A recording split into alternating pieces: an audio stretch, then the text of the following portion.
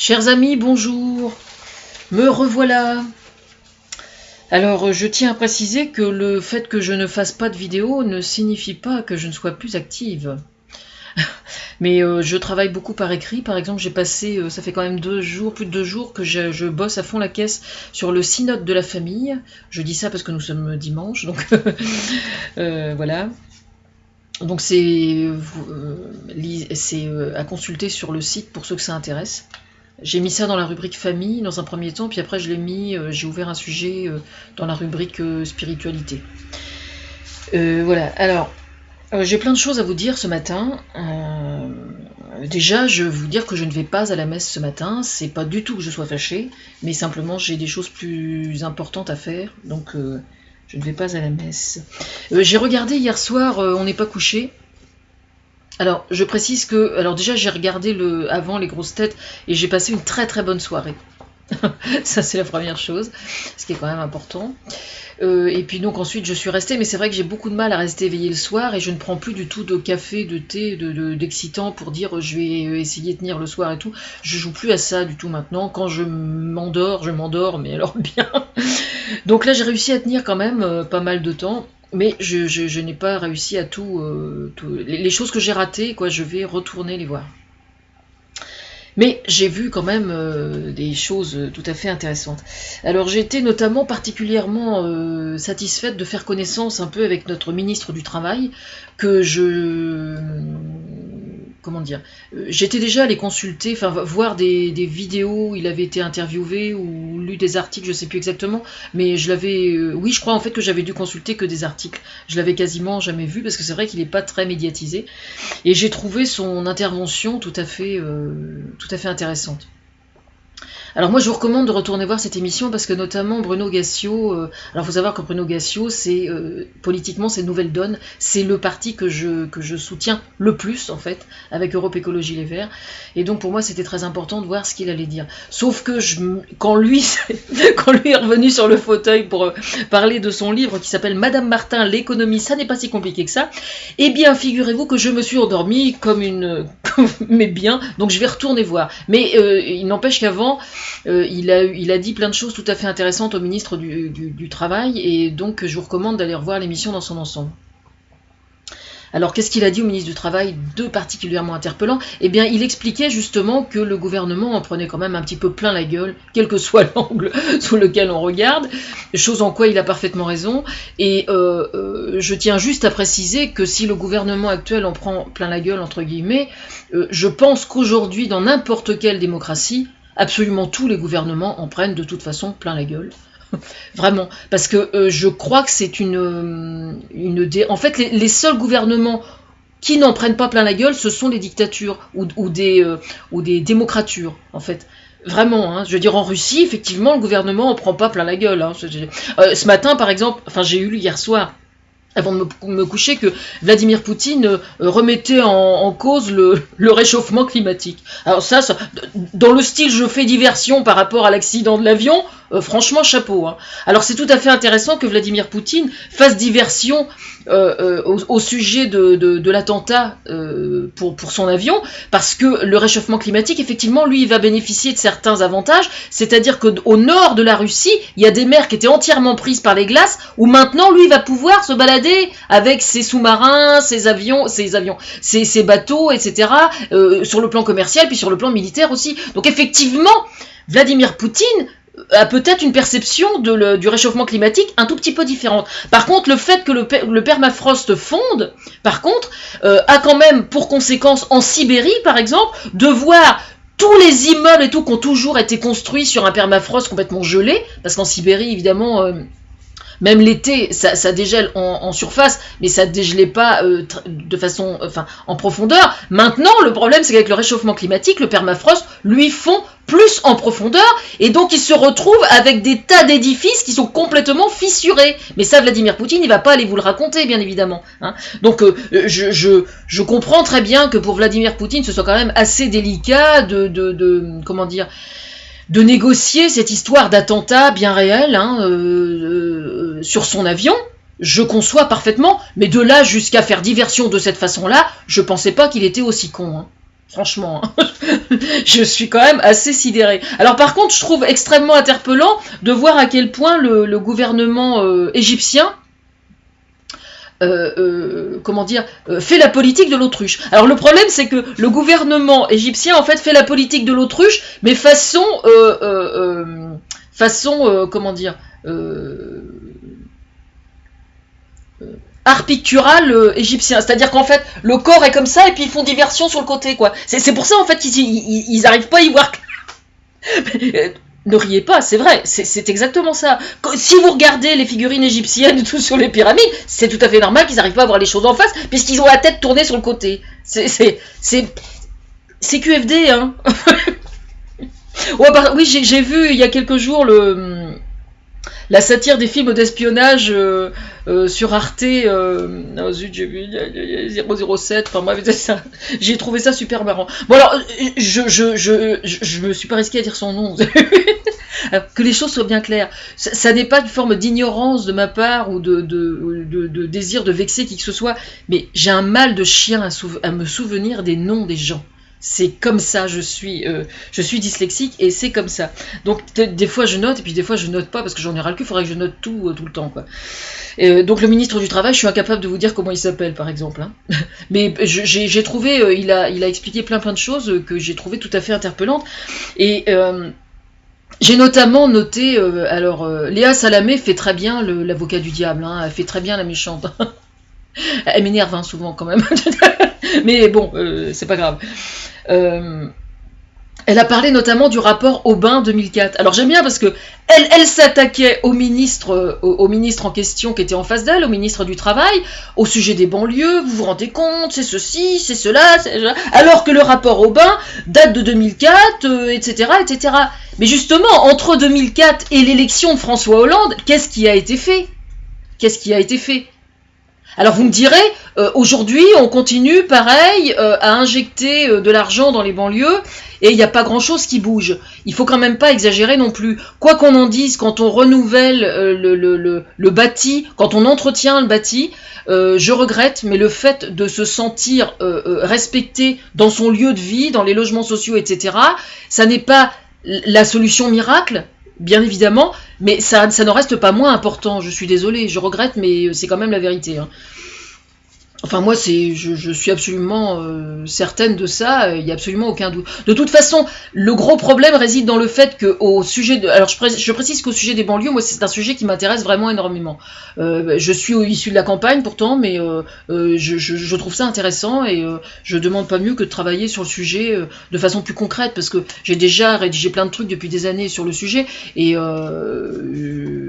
j'aimerais bien passer à l'acte de façon plus responsable et plus réel, quoi, surtout, parce que j'en ai ras-le-bol de travailler derrière mon ordinateur, tout simplement. Quel que soit le problème qu'on rencontre dans la société française aujourd'hui, quel que soit le problème, le problème face à cette problématique, désolé pour la répétition, c'est que précisément, on aimerait toujours qu'il y ait une solution miracle. Et c'est bien là que réside le problème, c'est qu'il n'existe absolument aucun problème qu'on puisse rencontrer, que ce soit dans la société française ou que ce soit à l'international, quel que soit le problème rencontré, c'est toujours une panoplie de solutions multipliées les unes par rapport aux autres, qui font progresser les choses dans un sens ou dans l'autre. Voilà. Et ça, c'est extrêmement important de le comprendre. Parce que le coup de baguette magique qui va résoudre le problème des banlieues, ça n'existe pas. Ça n'existe pas. Bon. Alors maintenant, il y a le problème de la ghettoisation, hein. On regrette toujours la ghettoisation et puis on a tendance à dire oui, bah, de toute façon le fait qu'il y ait un taux d'émigrés plus important en banlieue, etc., ça fait fuir les gens, etc. Mais la vérité réside aussi dans le fait que les villes qui refusent d'avoir des logements sociaux, par exemple, on n'a pas vraiment d'autre choix que de les contraindre. Parce que la vérité, c'est qu'il y a quand même un fort pourcentage de gens qui, une fois qu'ils se sont hissés un peu socialement, et qu'ils cherchent à sortir de ces banlieues pour habiter dans des villes qui sont un peu plus privilégiées socialement, la vérité c'est que eux aiment bien reformer leur ghetto, hein.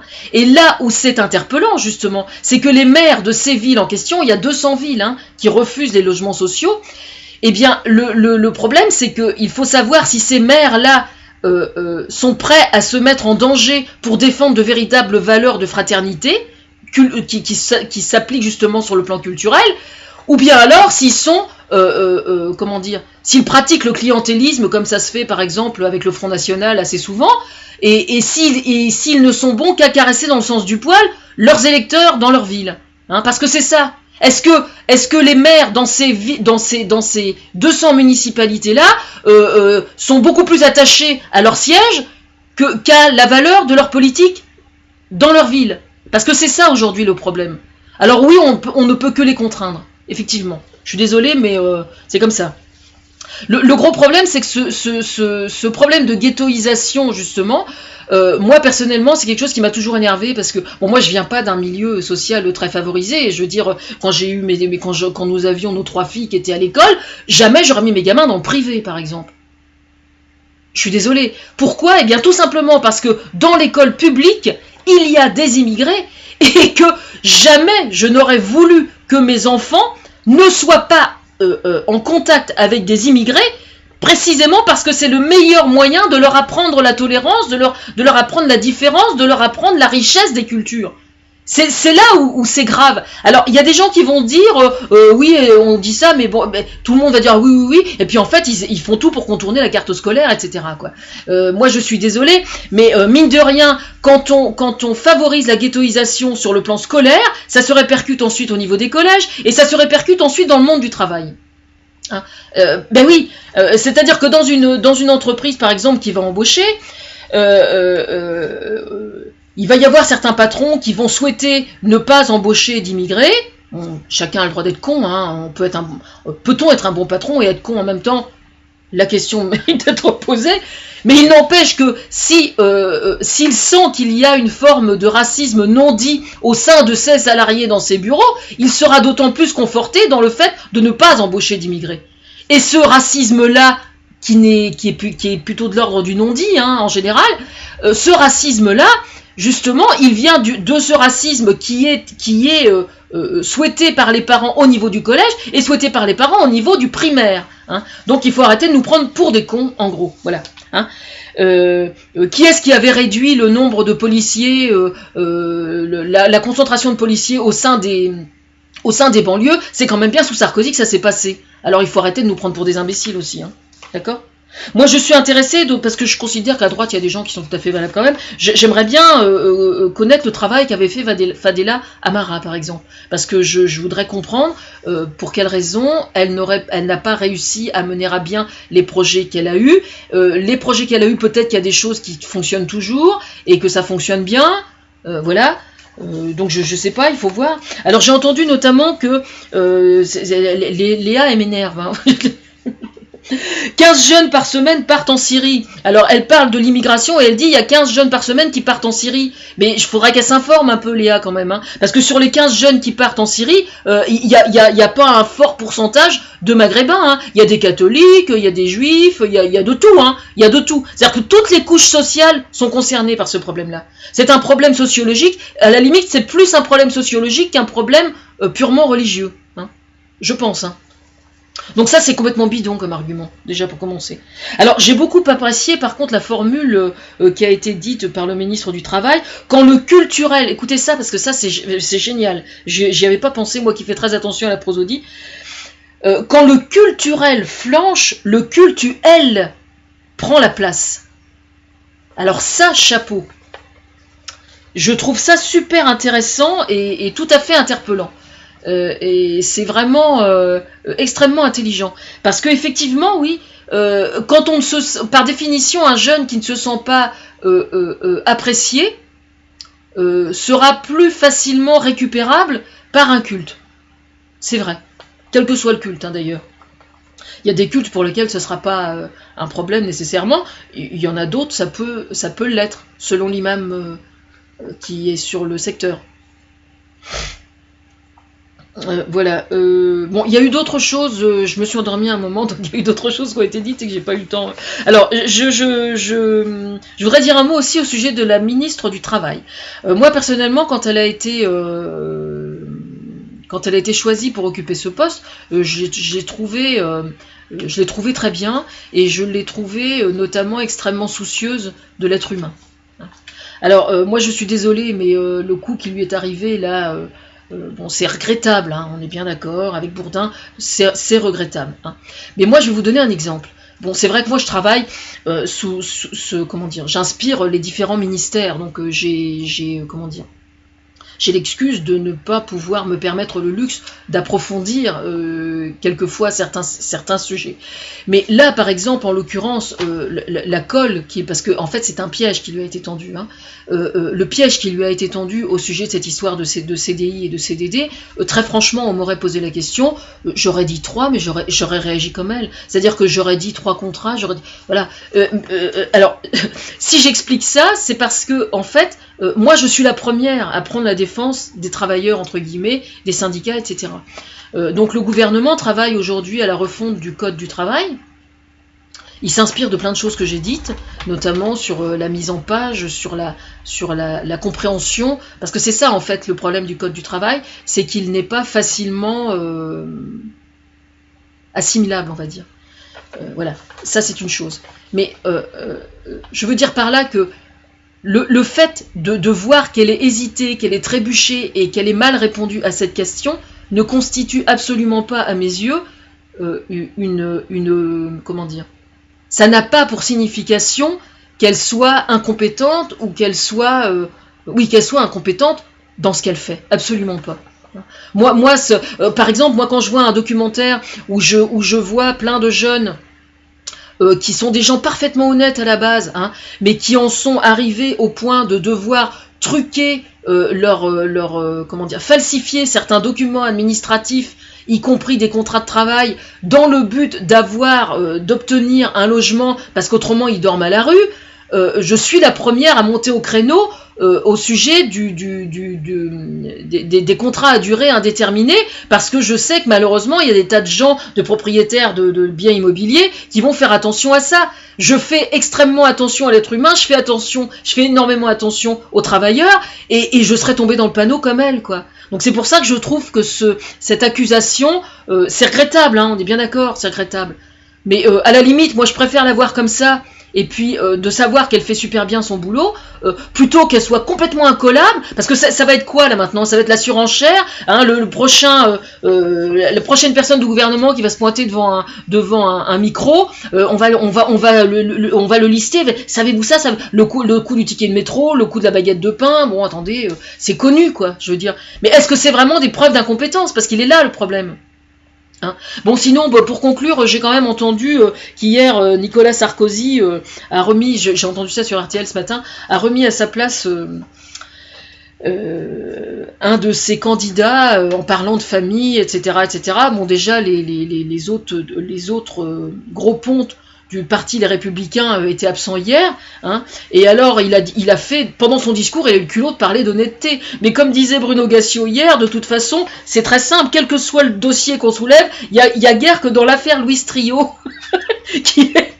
qui soit pas concerné, il a parfaitement raison. Enfin, c'est quand même assez hallucinant d'entendre Nicolas Sarkozy parler d'honnêteté avec toutes les gamelles qu'il a au cul, quoi. Il manque quand même pas d'air, hein, franchement. Hein.